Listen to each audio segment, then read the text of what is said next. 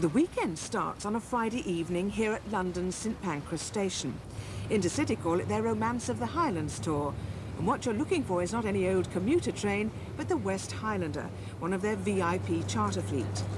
Trains like this normally stand idle at weekends, but it was the growing popularity of short breaks that prompted the launch of these novel rare weekends last year. They are, however, very much weekends for adults rather than children, for people who, once they've got themselves on board, really want to sit down and relax and be looked after until the return on Monday evening.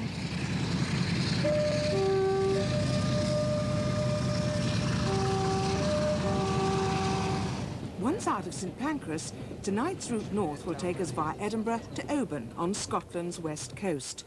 On the way, the train stops to pick up passengers at St Albans, Leicester and Derby, and then we really get going, crossing the border at about 3 in the morning.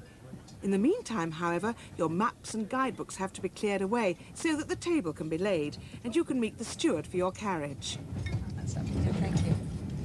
We'll be covering about 1,700 miles this weekend, which is a lot more than you'd cover comfortably by car. Everyone gets a window seat, that's guaranteed when you book. There are 130 of us on board, and that's not counting the stewards who are looking after us. Drinks are the only extras that you pay for, and the first meal you start with is dinner at the seat which is your home base for the next 3 days. After dinner, it's down the corridor to your cabin in the sleeping car. 2 bunks and a wash basin provided, a loo at the end of the car, and the rattle of wheels to fall asleep to. Well, the idea of sleeping on a train is more romantic than the rather jolting reality. I don't think I was the only one in need of a strong coffee on Saturday morning. Yes, absolutely. It's just black. Nice morning, isn't it?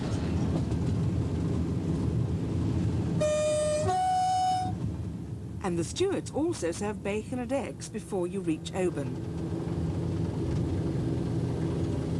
Once off the train, there's a new freshness in the air to make you wake up properly. One of the attractions of these weekends is the amount of Scotland you get to see, and the amount you're given to eat.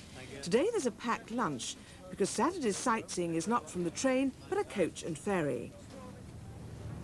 We're sailing to the island of Mull, largest of the Inner Hebrides group, and it is without doubt one of the most spectacular ferry crossings in Britain. Having a virtually landlocked harbour, Oban is a sheltered little town, but out among the islands, gales can whip up ferociously, one reason why these weekends don't operate in winter. They say you can enjoy, or endure, all 4 seasons' weather in a single day here.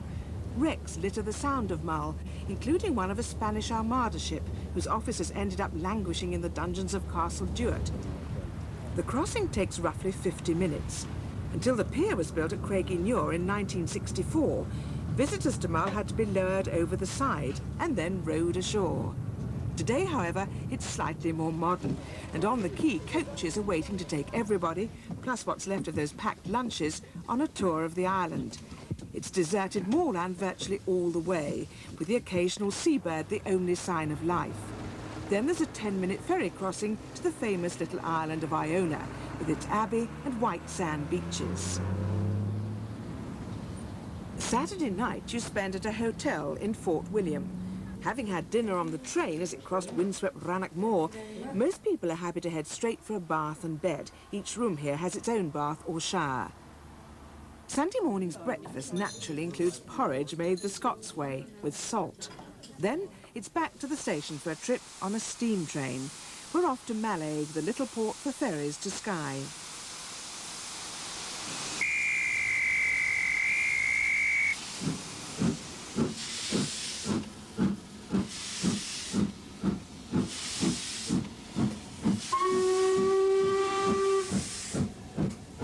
Now, this package obviously isn't just for rail enthusiasts, but there's no doubt that for many, today's trip proves the highlight of the weekend.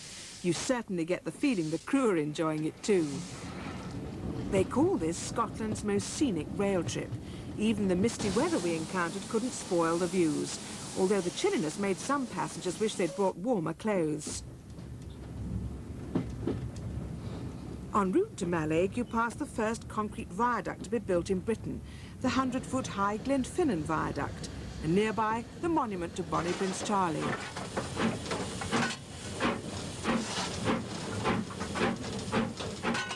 The train we're on was in constant use from the 30s until British Rail finally abandoned their steam service in 1968.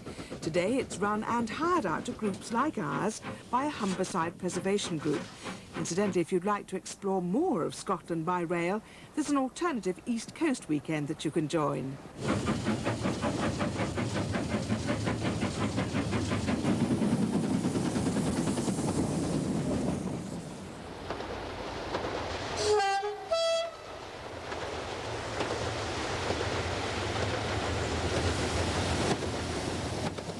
Late afternoon, and we're back on our own familiar train, swapping stories in the saloon bar before dinner. Sometime be able, at least the skies are brightening, but we'll see Brannock Moor as Brannock as we see.